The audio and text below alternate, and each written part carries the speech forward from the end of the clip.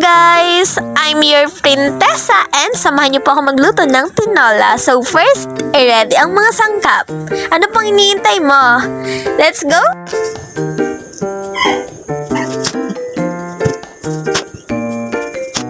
Second, gayatin po ang dapat gayatin. So, sa mga low budget dyan and sa panahon ngayon na tagkiriwe, wag na po tayong maarte. Kung wala namang sayote, so pwede naman po dyan papaya na lang. And take note guys, pag nga pala kayo nagayat ng papaya, ibabad nyo kagad sa tubig kasi may time na yung papaya is makate.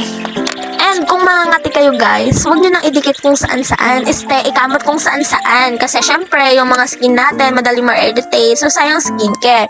And ayun nga guys, nagaya na nga pala ko dyan ng luya, sibuyas, bawang, and nag-ready na rin ako ng paminta, asin, yung sili, and yung chicken.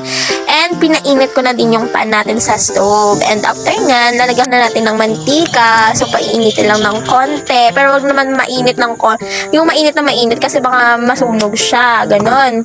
So, igigisa na natin yung luya muna guys. Ako kasi pag nagigisa talaga luya yung inuuna ko. Kapag may luya, kasi gusto ko malasa na yung luya.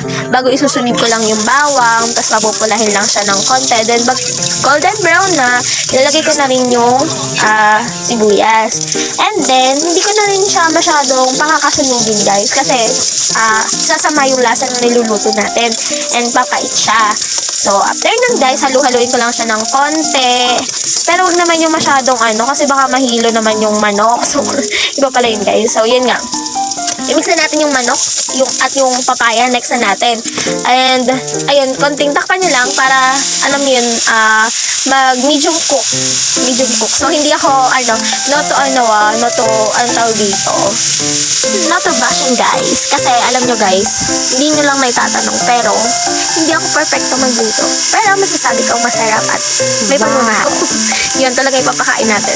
Pero, aywan ko nga ba kung nasasarapan talaga sila sa luto ko or ako lang na nagsasabi. Pero, guys, masarap talaga siya. Tikman mo pa.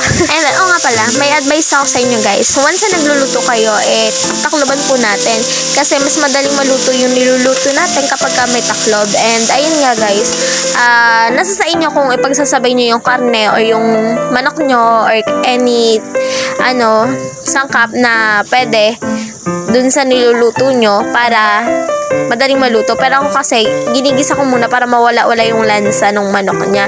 Then, after nun, yung parang steam ko lang siya and then, ilalagay ko na yung gulay. Tapos, add na rin natin yung tubig tsaka yung mga seasoning niya, guys. And, tikman nyo din. Kasi, baka naman mamaya, lagyan nyo nga ng seasoning or kaya tinakluban nyo nga hanggang sa naluto na, hindi nyo nalaman yung lasa. O siya, ang dami ko ng chika. Tama na nga muna at kakain na. Thank you for watching!